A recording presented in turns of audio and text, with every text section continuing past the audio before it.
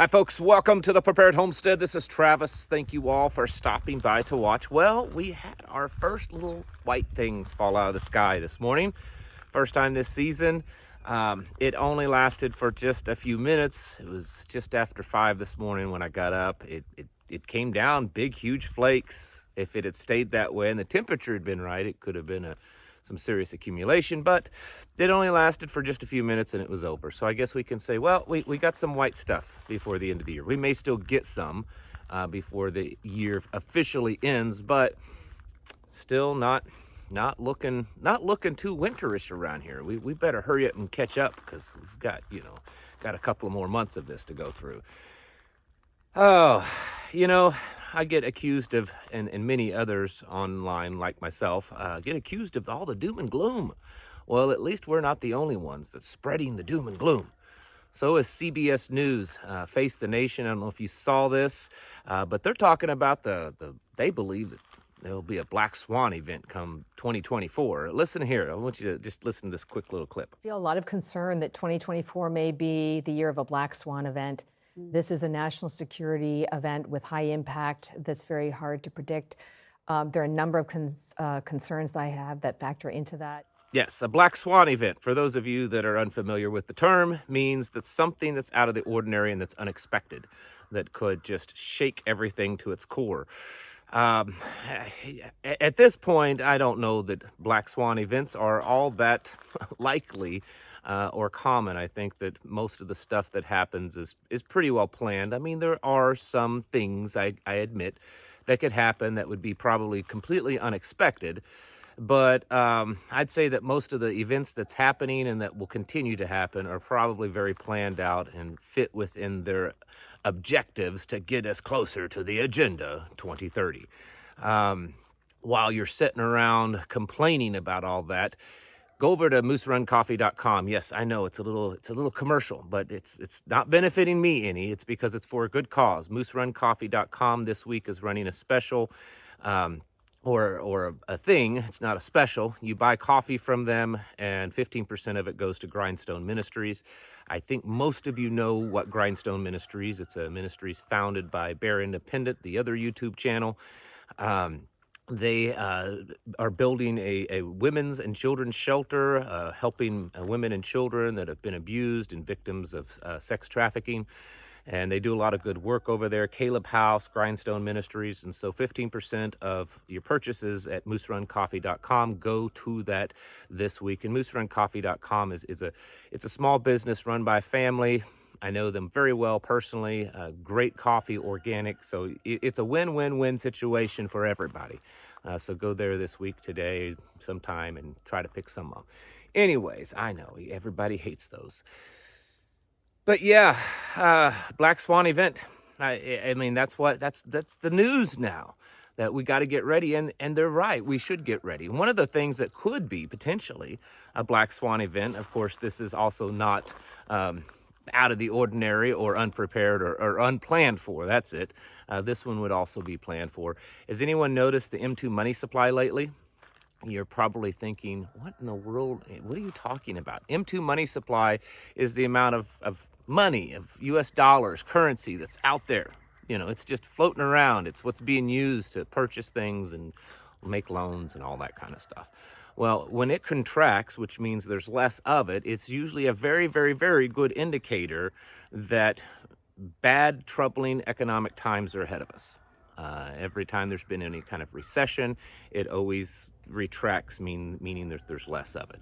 Well, right now, it has retracted more than, in the last 50 or 60 years. In fact, for the first time since 1960, it is in the negatives.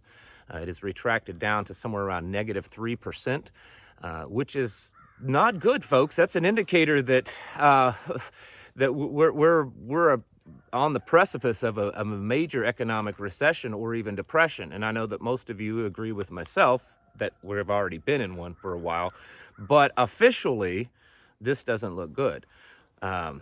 When you look at all the shipping stuff that's going on right now, yes, it's all happening once again, but in a different way, where shipping is contracted because of the stuff going on in the Middle East. Oil prices are going up. I've been getting reports from truck drivers that they're getting less and less work. There's less and less stuff just floating around the United States. Not good quality work. I know that's not 100% across the board, but I've been hearing more and more of that trucking is seeing signs of a retracting economy. Now, of course, the official from the Biden White House and all that kind of stuff is that we're doing great, that we've come out of it. You know, the Jim Cramers of the world, that there's not going to be a recession, even though we've been experiencing one for the last year or two. They're doing their best to put their spin doctrine on this, try to convince everyone that everything's okay, but yet there's a lot of people online that are starting to realize that things aren't okay when they go to the grocery store and they pick up a small bag or two of groceries and it costs them $200 and they wonder what they've spent their money on. When you can't afford to buy a house or even to rent a house anymore, that's major. That's always been kind of a bedrock of the U.S. economy, is that, you know, people can purchase homes in the U.S. economy. And it's getting to the point that they cannot any longer. In fact, a large percentage of millennials and Gen Zers are saying that they don't ever expect to be able to purchase a home in America. And that's really that's a new thing. That's the first time it's ever happened like that, because it's always been assumed that by the time you hit usually your mid-20s or so, you should be able to buy a home in America, even though it's small. And that's no longer the case. The average new home mortgage in America is somewhere around $3,000 a month. That's just, it blows my mind. I can't even wrap my head around that. Now, of course, that's going to be a home that is much larger and more lavish than most of us would own, but still, that's the average, folks. We're seeing, along with all the other war stuff and the Big Brother stuff and the immorality stuff and all of this other things that are happening, the U.S. economy is really screeching to a halt. You know, the numbers are the most cooked numbers I think I've ever seen, next to some kind of communist country, which we're getting there. You know, this bragging of such a low unemployment rate when all around there's signs that that's not true. There's businesses all over that have been laying off and will continue to lay off. I saw some numbers this morning about how many, I think it was something like about half of the U.S. businesses expect to have more layoffs in 2024. And a big part of that was due to artificial intelligence basically taking the place of human workers. We're watching everything slow down, and the only reason the numbers might be somewhat accurate that they put out, it's not because there's that few people that's unemployed, it's because so many people have multiple jobs, and so it makes the numbers look good. It's all in how you figure the numbers. It's like someone once said, it doesn't matter who votes, it only matters who counts the votes. Seems like I've heard that somewhere before. It's the same way with the economy. What matters is who crunches the numbers and puts the figures out, and it makes it look all great, kind of like inflation. Oh, inflation, it's only 3%. No, it's not. Not even close. Not even close. And that's only year-over-year inflation, and even that's an incorrect number. This is the world that we live in, folks. We live in a world that's starting to kind of come apart at the seams. Now, that's not doom and gloom. I don't believe that that's even taking things to the extreme. I think that's just kind of how it is. And it's been slow enough that we've, for the most part, as Americans, been able to adjust to it. Not comfortably, but yet still adjust to it. At some point, the changes will become so rapid that we won't be able to adjust to it. And that's really the difference. You know, the only reason why it seems somewhat, sort of normal over the last 3 years is because it's been a slow progression that we've been able to adjust ourselves. We're not able to do the things we once did. We don't have the amount of funds that we once did, the ease of purchasing power that we once did, the more, you know, money than we once did. But we're still able to kind of adjust to it, tighten it up, and get along to where it seems like things are sort of normal. That's going to eventually change, folks, whether it's a black swan event or it's just a progression, more and more of it. At some point, it's going to become very obvious to most of Americans that things are no longer normal. Things are becoming very, very difficult. It's already at that place for many Americans, but it's only going to take a little while longer for the rest of America to start to notice that things are not good. Now, when that happens, that's going to actually change things pretty significantly, because part of what keeps an economy and a society functioning is this concept that the society and the economy is fine. And a lot of it is just psychological. Once it changes to where the majority of the people, or at least enough of them, openly realize that things aren't fine, it will change things. And we'll start to see more panic and start to see more civil unrest. And things will just get worse. That's just historical. That's how things work. So we have to be prepared for that also. Now, I know that when I talk in these videos and I'm always pointing out all these things to be prepared for, it can be overwhelming. And it's like, how can I be prepared for everything? Well, that's the thing. You need to be.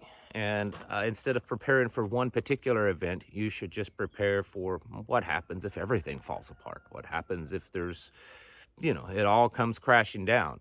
And that's really the best way to prepare. And in that way, you're prepared for just about anything. Be aware that things are falling apart. Kind of go ahead and get the mourning over with. If you haven't mourned the loss of this nation and the loss of this society, go ahead and get that over with. Get it out of the way, do the mourning, and then continue forward in your preparations, because it is all kind of falling apart. The stuff in the Middle East just is increasing on a daily basis. Stuff coming out about Israel, problems in Gaza, Iran is making more threats, Yemen also. It's just spreading, and it's getting worse and worse.